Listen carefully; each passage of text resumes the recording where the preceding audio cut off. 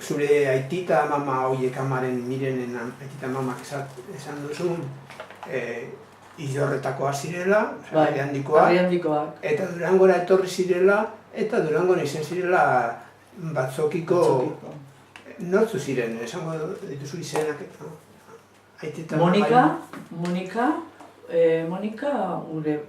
Uribarrena eta Jose Martin edo Erdoiza ziren. Eta zer ziren batzokian, Durangoko batzokian da?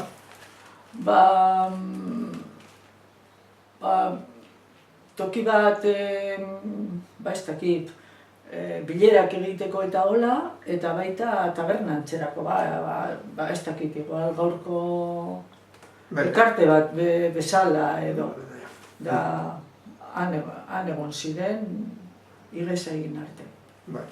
Suposatzen dut, ideologiaz izango zirela, Bizkaitarrak. Nere izeko Begoña, honeiz begiratzen kasualitatez interneten dor, eta esaten duera, aitite izen zala Bizkaitarra. Bai, familia guztia PNV-ko ziren. Ez dakit, nire ama adibidez, aitirigaitik esaten zuen, mazke politika aldetik zala sozial mailan harturatuta, gehiago.